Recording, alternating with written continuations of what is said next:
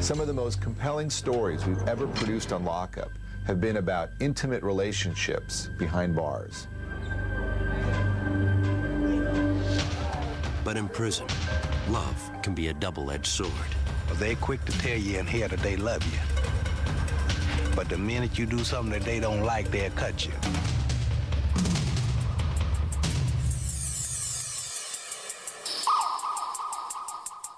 Even though sex is one of the most basic of human desires, behind bars is prohibited.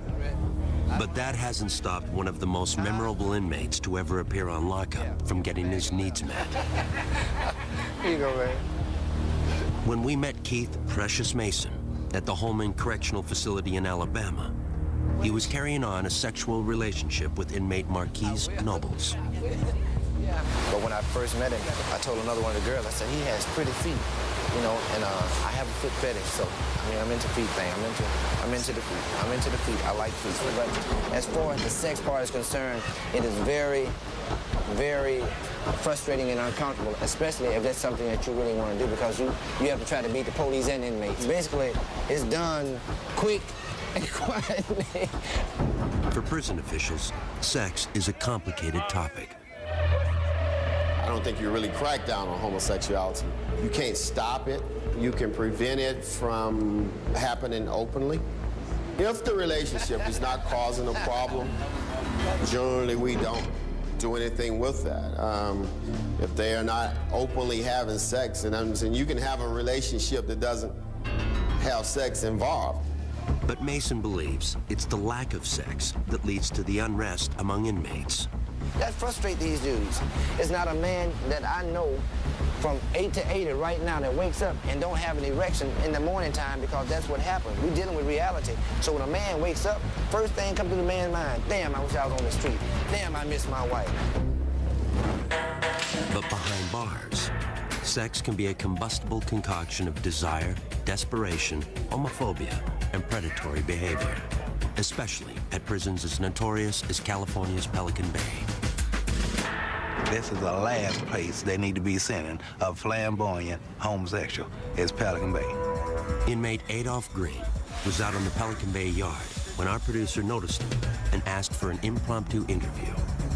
I'm flamboyant homosexual, the ones that prefer to try to fix themselves up like a girl. And we call each other girls.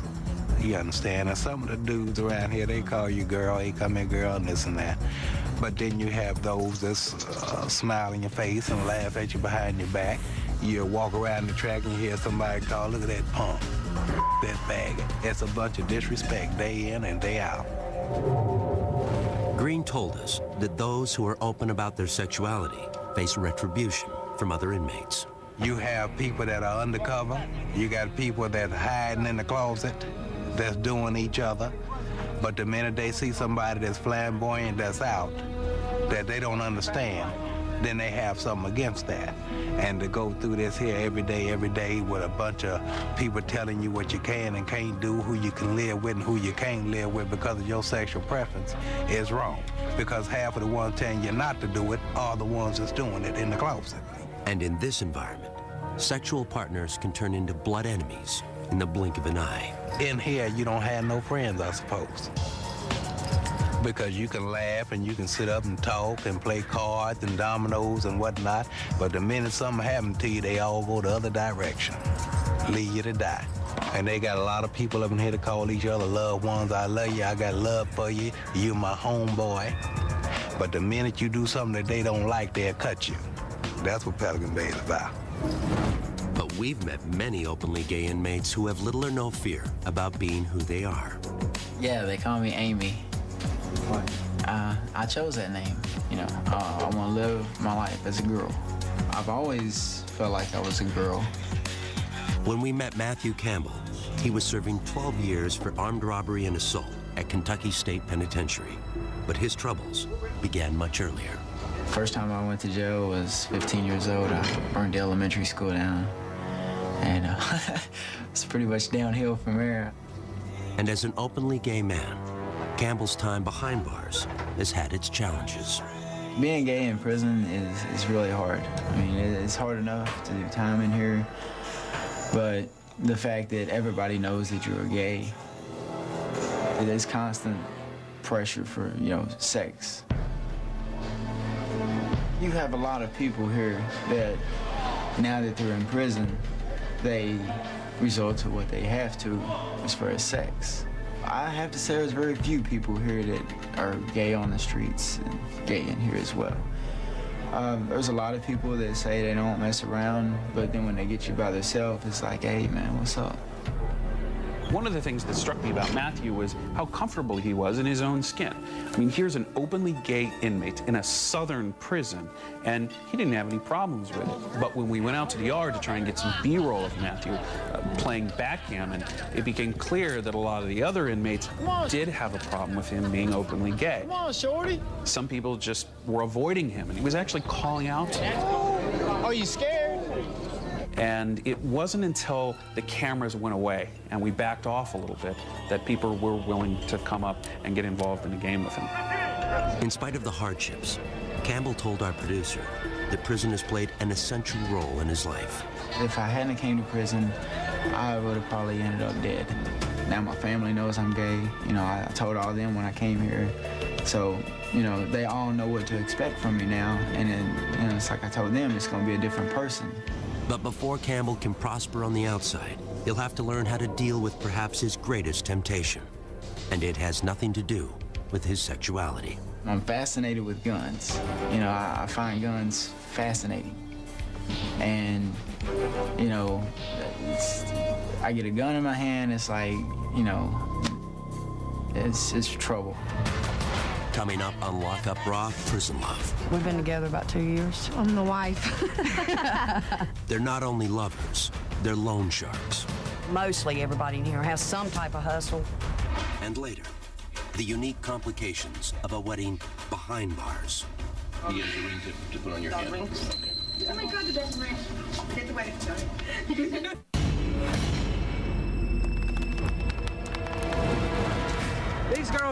These girls right here is my homies. And damn right. Some of us been together here 4 years, some of us been together 5 years, some of us been together a long time on relationship, you see what I'm saying? If male inmates look for sex in secret, we found a different story when we visited the North Carolina Correctional Institution for Women. The female offender has a lot of needs, and part of that is to feel that someone cares about them. And that has a lot to do with them bonding. Because a lot of women have been abused, when the first time that they see somebody they think they care about them, they run to it. They don't take time to see if that person's really good for them or not. As a result, the prison places strict limits on intimate relationships. Ladies, y'all put some space in between y'all. It is a rule violation for inmates to have sex in prison. I love you! When we see it, then they are punished because of that. We can't have it. But we met one group of inmates willing to share their secrets for skirting the rules. They were led by Don Braswell, known around here as Heavy D. You mostly have 10-4s in here. Yeah, you very somebody that you can. 10-4s is like another inmate. Like I say, Chelsea, man, 10-4 for me and my girlfriend, man, while I go in here. You know what I'm saying? I'm gonna fall out and have a seizure before. So she's gonna fall out and have a seizure. It's just easy to get them to 10-4 for them, where you can give them maybe 2 or 3 cigarettes or a pack of coffee, stand there and watch. And some police knows what you're doing, so they don't care. That's why I tell you, the police, you got some police that's down with inmates and some police that's against inmates.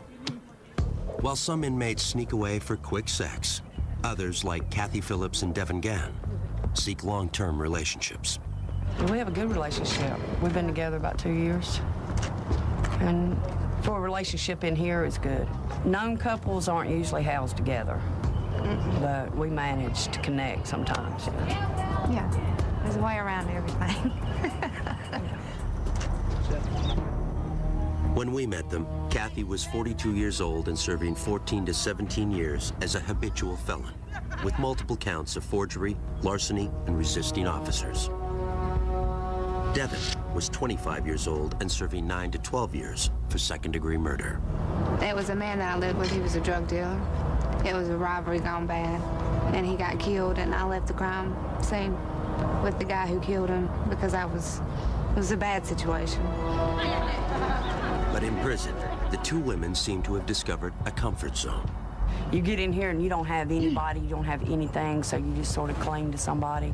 And women are more affectionate or whatever Yeah. anyway. So Yeah. it looks like normal couples on the streets, but it's all women. Some look like boys. So Yeah, they shave their head and they walk around like a little boy. yeah, they even hold themselves like there's Yeah. something Yeah. down there. But any relationship in prison involves towing the line. A new couple, it's like the staff sort of zone in on them, give them a hard time, but then after a while, it's like, you know, they just get used to seeing you as a couple and they sort of ease off. I mean, you can't, you know, kiss in front of them or do a sex act in front of them, but they're not on you for every little thing. I respect the staff, they got their job to do, so I don't cross that line. In spite of rules against it, Kathy and Devin appear to be a picture of domestic bliss. I'm the wife. We spend our money together. I shop and get our stuff and cook our food every day and make sure she has her stuff. We do everything together, everything. You know, so whatever she's involved in, I'm involved in. Yeah. That includes the family business. Kathy and Devin are not only lovers, they're loan sharks. Whatever you give them, they owe you double. I started out with $10. Put the 10 out, pulled in 20 the next week, put the 20 out, pulled in 40 the next week, and I just kept doubling until I got on my feet and got stable. And it's a good hustle.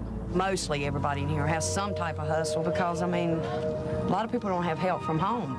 And you have to survive in here. Prison's not free. They give you 3 meals a day and a bar of steak soap, and that's about it. All your hygiene, your food, if you don't want to eat what's in the dining room, you pay for it. And if you don't have anybody on the outside sending you money, the only jobs here you can make money off of is probably 40 cents a day. 40 cents a day will never support you. So people do all kinds of stuff to make hustles. They don't have somebody on the outside, but there's all kinds of hustles. Loan sharking is one of them. But the loan shark lovers insist they never use muscle to extract payment. If somebody doesn't pay me, I generally just, I mark it up as a loss. I just don't deal with them no more. I tell my friends that loan shark, don't deal with them. You got some people in here that'll bust them in the head with a lock or something. I ain't down with that. Devin told us that she used to run an even riskier business. Before her, I had my own hustle that was pretty much staff related. Yeah. I would find weak staff, whoever I found in here, because they obviously can't find somebody on the streets to get hooked up with. And then I would play them to get some money. And then what? I'd continue to get money. Then she'd have them fired. Devin believes that the officers she seduced deserved their punishment. I have no remorse when it comes to that. I feel as though it's some type of perverted injustice. When you come in here and you think you can get a free lick off of an inmate and you have access to the free world. Yeah. I've gotten a lot of money that way. Yeah. But I've kind of cut that out in this relationship. Yeah. I'm retired. As close as Kathy and Devin were, they told us they have no illusions about a future together. We take it day by day. Yeah. There's no promises of forever or nothing like that. We're very realistic in our relationship. There's a lot of dreams and wishes, but we know that those aren't realistic. You know, We'll just enjoy today. Yeah.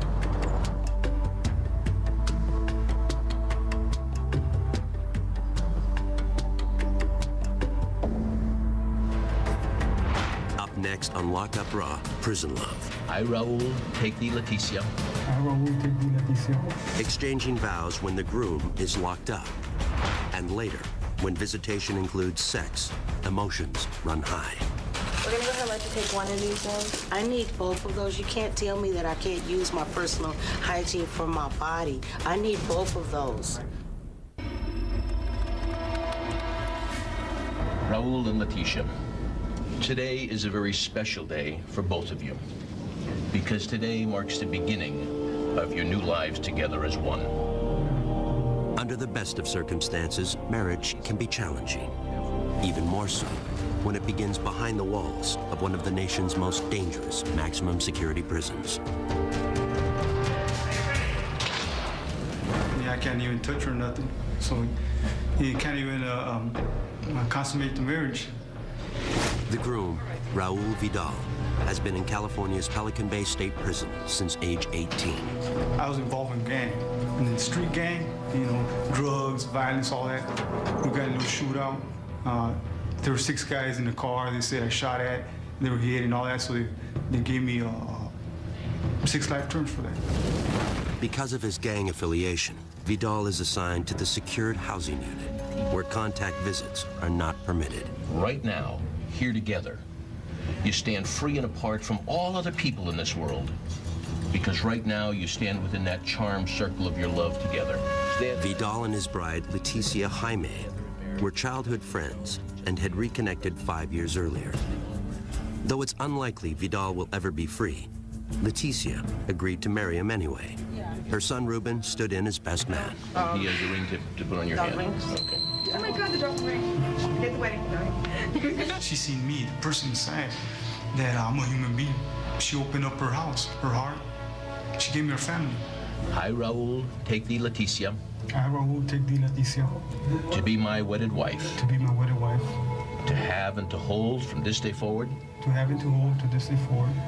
I'm the black sheep of my family. I'm the only one that ever been to prison.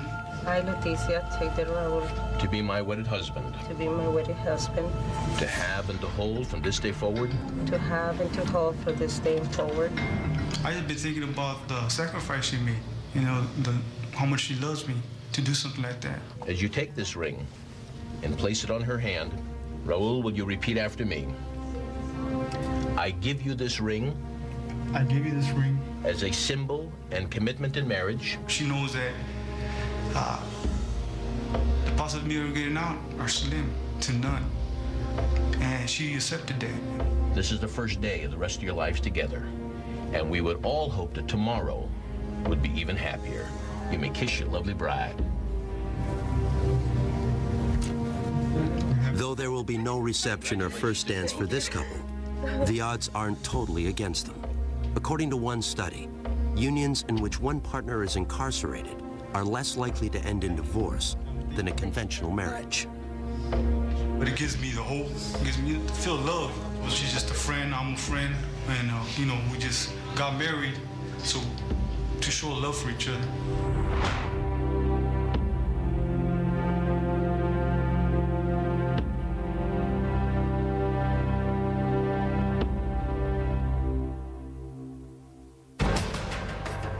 Next on Lockup Raw, Prison Love. Just being cuddled up with a female makes you appreciate the little things in life. A rare night of physical intimacy for a convict and his wife. And later, I begin to hear people talk about, oh, she's got sentenced to death. She's going to die for the crimes that she committed. identical twins divided by death row.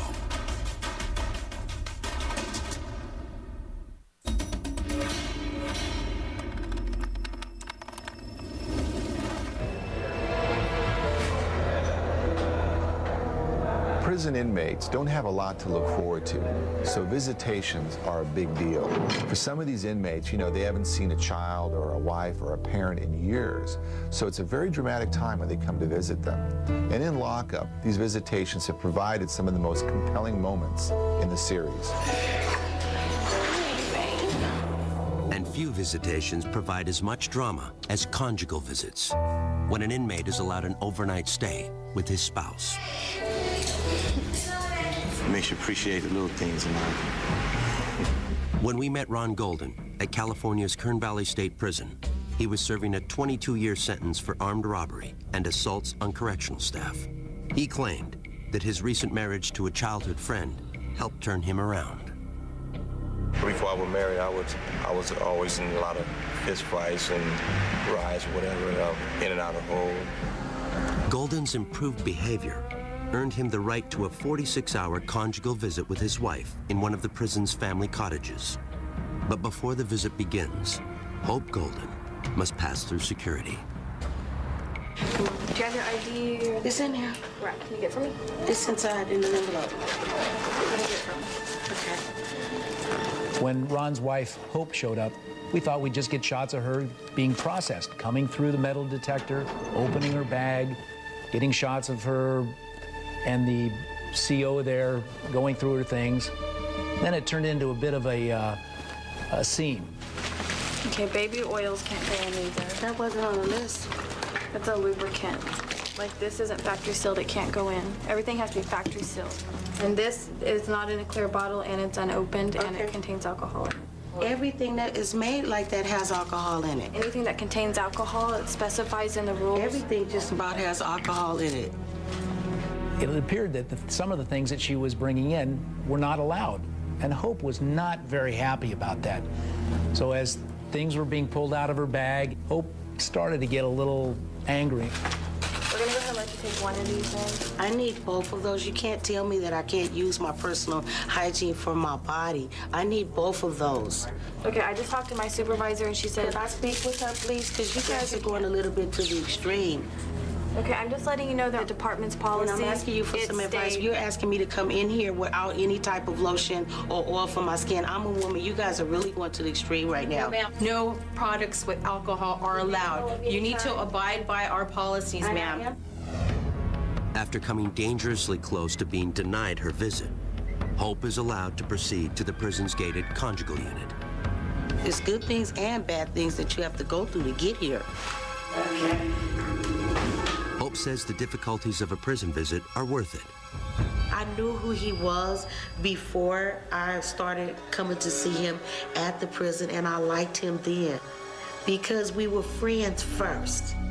And that's what made us bond as lovers even better. And it was special because we didn't make love till we got married. And that's something that I never did before. So I was happy about that too. What are you guys gonna do for 2 days? Well, we're gonna have fun. We're gonna probably do a lot of exercise, jumping jacks and stuff. Liar. Golden is finally escorted across the prison yard to the family visitation center. His long-awaited reunion with his wife is just moments away.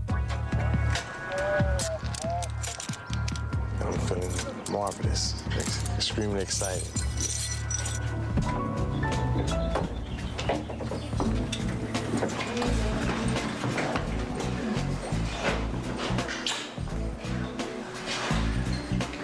You nervous? Mm-hmm. I know, we ain't used to this. You know, sometimes when a camera is in the room, people are not going to act naturally. And Ron and Hope both knew that we would be there for the beginning of the conjugal visit, certainly not during any part of the conjugal visit. Oh, the crew was real nice, very pleasant. But as I stood to the back of the room to get kind of a wide shot, I could hear them talking, saying, "Is he gone yet? Is he gone yet?" They just wanted me out. But visitation is also bittersweet. Our crew saw how much so at Indiana State Prison when the family of inmate Jerry Bonds arrived for their first visit in months. To be honest, I grew up with a two-parent, middle-class home. You know, my brother and, you know, my older brother, and they all graduated from college. You know, I just happened to just go down the wrong road with selling drugs and ripping around in the streets. Bonds is serving 85 years for robbing a liquor store and killing the owner. I had two daughters at the time, and my girlfriend at the time, she was pregnant with my son, so she was too much pregnant when I got locked up. That child, Bonds' son Eddie, was 8 when we shot at Indiana. Even though he had never lived with his father, Eddie was missing him nonetheless. He actually shot a person, and he didn't mean to, but when I see him again, I want to live with him and be with him together so we can go to the park and the museum. His youngest son cries sometimes because he doesn't have his father around. And there's some things that he really needs to be in his life for. But Bonds has had a tough time following the rules in prison as well. His last infraction was for attempting to intimidate an officer. That, along with 3 urine tests that proved positive for marijuana, has cost Bonds visitation privileges with his family. He had only recently gotten them back, but with restrictions. So right now I'm on non-contact status. It's like through the phone and the glass. How did you react when your son told you that he wasn't going to have contact visits anymore? Well, I was upset at first, and I even threatened him to not even bring his kids up here, you know. And I was very upset with him. Matter of fact, I was so upset with him I couldn't think straight. Bonds acknowledged that his actions, both in and out of prison, don't set the best example for his children. And it's like, how can I tell you guys to be good and do good in school and stay out of trouble? And every time you come and see me, I'm on restriction from visits, or I can't have visits because I'm in trouble. And they're like, well, you're kind of a hypocrite, Dad. You know, you're telling me to be good, but you're not being good. Our crew caught up with Bonds shortly before his first visit with his children and parents in months. Your clothes are pressed, your boots look like shiny new. You want to look kind of spit because it is a special day. You know, because your family do come, they came from so far. It puts a smile on their face and see, okay, you are doing okay. You know, because they worry about me here. But first, Bonds would need to pass pre-visitation security measures, starting with his freshly pressed clothes. All right, do me a favor, go ahead and completely disrobe. Despite the fact that he will not have physical contact, Bonds, like every other Indiana inmate, is strip searched prior to visitation. All right, this time open your mouth, please. Put your fingers in, spread your cheeks apart. Upper lip up, please. Lower lip down. You look inside your nose, please. Authorities must ensure that inmates are not attempting to pass contraband to the outside. Turn back around, squat, cough. All right, go ahead and get dressed. Meanwhile, the Bonds family has to pass through security as well. And even though it was nearly a 3-hour drive to get here, Jerry Bonds Sr. feels it's worth it. When a person is down, you really have to be there for them, you know? So what we try to relay back to Jerry is that we hope you get out of here sometime soon. And then when you do get out, you know, to pick up where you left off and show these kids that they're not just coming up here for, you know, nothing at all. I'm just anxious, man.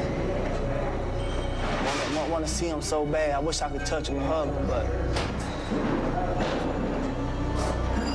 I guess this is better than nothing. Finally, the waiting is over. What's up, man? What's up? How y'all doing? Y'all looking cute. Thank you. Look up, let me see. Let me get a smile, man. I ain't seen you in a while. How you doing in school? Which grade you going to, Eddie? Well, the hardest part is like seeing him behind the glass and he's in here and stuff. So I really want him to get out. When his kids can't hug him, like I told him, he's hurting his kids. You know, I can stand the hurt, but sometimes kids can't. What's wrong with Granddaddy? Let me speak to him. Hold on.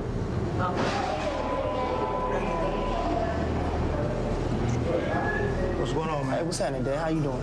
Staying strong? Yes, sir. Yes, sir. Hey, thanks for bringing him up for me, Dad, man. Well, I want to let him know that we love him no matter what, but make it easier on us when we come up here. We're in here with you. Don't make it to where we are locked up, being locked up. You know what I'm saying? Hey, have I ever told you I loved you? Have I ever told you I loved you? I love you guys. And I'm sorry, okay? Would you guys forgive me? Limited to only 30 minutes, the visit hardly seems to have begun when it's time to leave. I love you. Y'all be good. Bye-bye. All right, stay strong. Yes, sir. I'm praying, hoping that this is the last time they had to come up here like this and see me behind the glass, because it's not a good feeling. Not a good feeling. I just feel about when I don't see him anymore, I get sad, and when I see him, I get happy. I want him to be here, and then I don't want him to be here. I want him to like learn his lesson while he's here, so that when he comes home, he knows right from wrong and know what to do and know what not to do.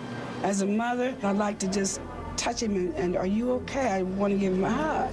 And I haven't been able to do that, but I know one day I will. Coming up on Lockup Raw, Prison Love. I love him to death. I'd do anything for Brad, anything, short of killing somebody again. The family bonds that lead to murder, and later. One of the first things that I noticed was something that I never thought that I'd seen a million years on a prison yard. And that's all of the cats. When inmates adopt.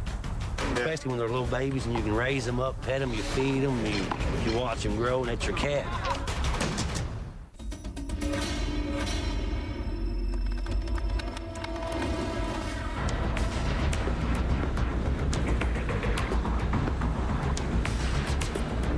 The bond one inmate might develop with another is often the only thing that helps them survive the bleak existence of a life behind bars.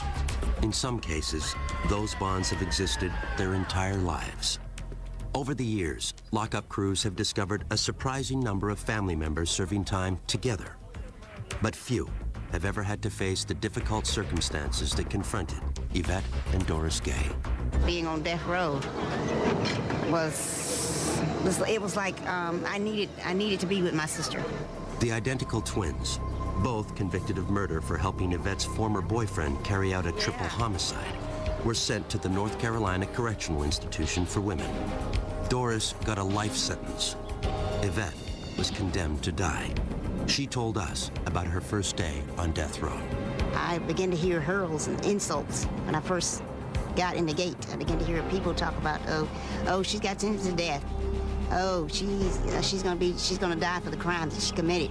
Even though they were housed at the same prison, the women were prohibited from seeing one another. But occasionally, Doris would catch a fleeting glimpse of Yvette. And I would go by the chapel, and I see my sister. She'll be in the window, and I walk by with a group of ladies, and everybody would say, well, Doris, here's your sister. And I said, God, there she is. And I said, Lord, I wish she was out here, And I hated to go by there just to see her, and it would hurt my heart, and I would ache. After 6 years of separation, Yvette's punishment was reduced to a life sentence, meaning she could leave death row and reunite with Doris. I was so excited for her, and she came and hugged me, and we were crying and kissing and hugging, and it was like a great reunion. I started crying. I got emotional, and I just began to praise God. Though they can see each other on the yard, prison officials won't let the sisters share a cell for security reasons.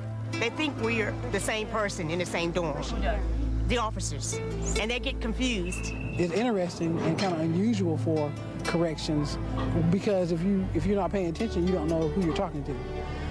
Is one of the reasons why we house them separately. Look how I look. Yeah, you look wonderful. You look wonderful. Yeah.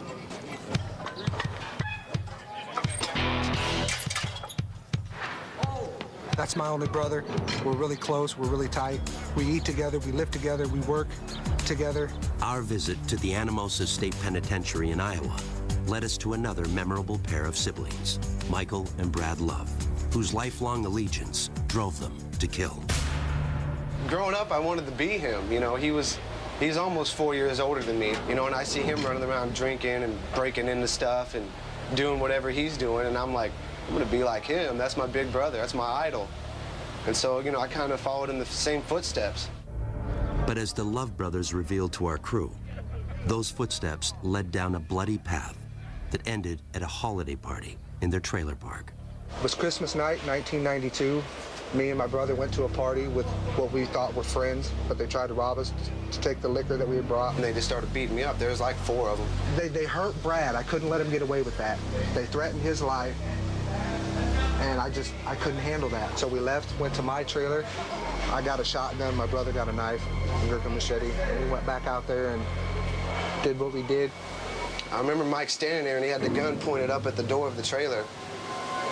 And one of the dudes looked out the window, and he was like, you, or whatever he said, and boom, then he shot. So I shot 3 people, he cut up 2. We were both charged with first-degree murder, which carries a life sentence in Iowa. And that's it. Life means you don't ever get out. But Michael wasn't prepared to see his brother suffer that fate. Brad didn't kill anybody. I'm the one that shot and killed the guy.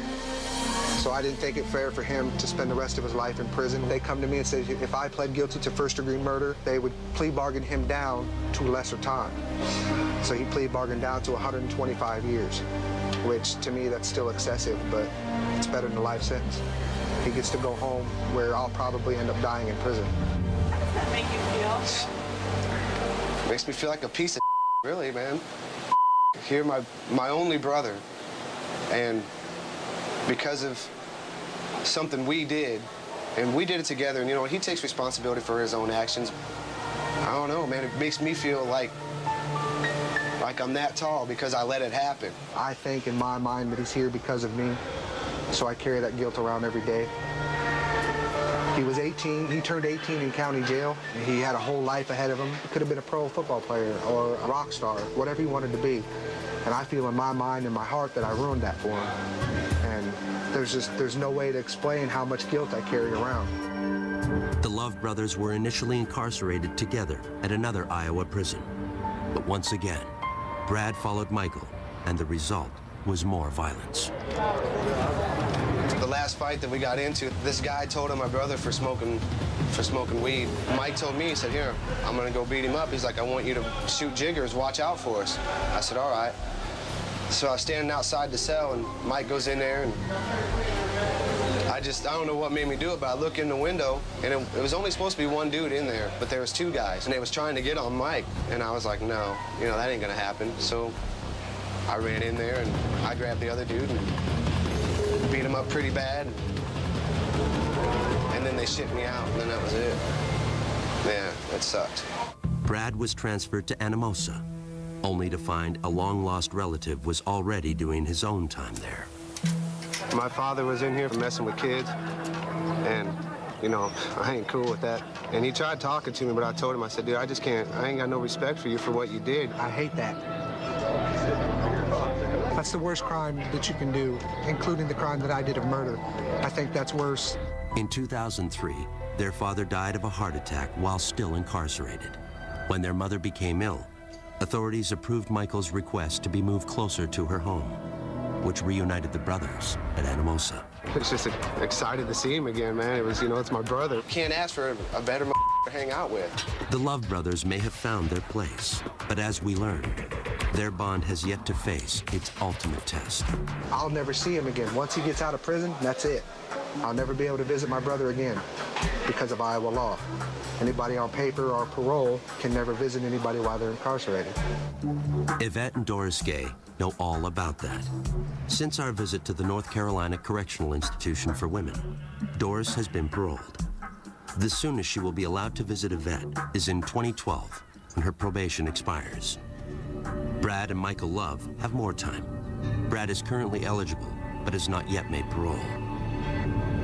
So we're going to spend as many years together here as we can. I love him to death. I'd do anything for Brad, anything, short of killing somebody again. Coming up on Lockup Raw, Prison Love. These cats is their kids. And you mess with one of the cats, these cats is their family. That's all they've got. The special bond between prisoner and pet. It's like anything, treat with love and respect, it'll treat you with love and respect back.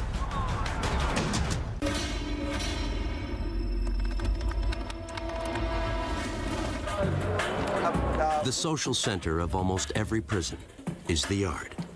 It's the rare space where inmates socialize, exercise, and occasionally fight to the death. But lockup crews have found that on some yards, even at dangerous maximum security institutions, inmates have found something to fill their hearts with love and nurturing, just not for each other. This is Bane. This is my buddy cousin, Ted. Nobody's family home cat I could see could be happier than these cats in here. One of the first things that I noticed when walking out of the yard in Kentucky was something that I never thought that I'd see in a million years on a prison yard. And that's all of the cats. They were all over the place. Nobody remembers exactly when dozens of stray cats began to adopt Kentucky State Prison as their home. And as our crew discovered, the inmates were more than happy to adopt the cats as pets. Especially when they're little babies and you can raise them up, pet them, you feed them, you watch them grow, and that's your cat. They're like a kid. It was really amazing to see all of these felons, the guys that were in the state's maximum security penitentiary, with cats climbing all over them. They had them up on their shoulders, they were petting them constantly, and it was really interesting how the inmates had developed very, very nurturing relationships with these cats. We've got all kinds of cats, and you've got these guys here that these cats is their kids. And you mess with one of the cats, it's just like messing with my kids at home. These cats is their family. That's all they've got. And like any proud parent, the inmates shared photos of their favorite felines. We cat lovers up here. Now here comes one. This is a monster right here. People had specific cats, and if you didn't want anything to happen to that cat, The last thing you were going to do is commit an act of violence that would send you to segregation where you couldn't care for it anymore. So in this funny little way, the cats contributed to a lower level of violence on that yard. The vet comes once a month. You can buy dry food and medicine and toys and stuff like that. So guys work hard at their jobs to earn their money, and they'll spend it on. And sometimes their bet deal's 60, 70, 80 bucks. Takes everything they've got. Come on. Just give me some room.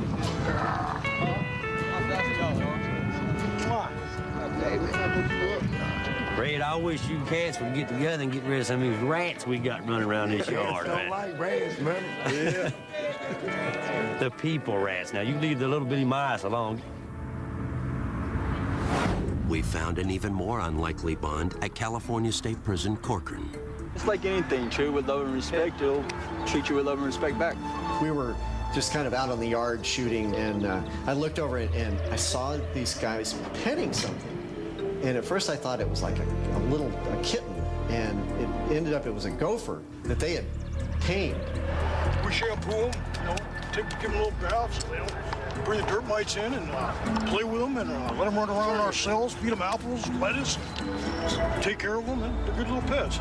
It's like the best companion I've ever had. A lot of the guys that we ran into have probably never had anybody, you know, to love, or anything or anybody to love them. And, you know, when you run into somebody who is, you know, adopted a gopher and it gives him some sort of outlet for affection, it's got to be a good thing. But we found a very different case of inmate-creature bonding inside California's San Quentin State Prison. I'm Mike Miller is my real name, and the staff here call me the Birdman of San Quentin. The first day I got here at San Quentin, the birds seemed to have flocked to me for some reason. And I don't know, they probably think I'm the Birdman of Alcatraz. Maybe they're mistaken because he has a shaved head too. Miller was serving an 8-year sentence for burglary when he proudly showed us his cell, a virtual shrine to his winged friends. And ever since I've been here, the birds just come up to me like they know me.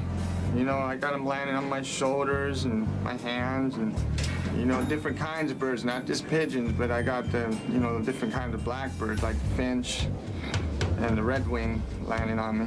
I think the birds is a good way of releasing a lot of tension and anger. And before I got arrested, my girlfriend used to chase the birds away. She didn't want me around, and so now I'm in here, I have a chance to mingle with the birds. And basically that's about the only friends I got, but birds, you know, I can't trust anybody else.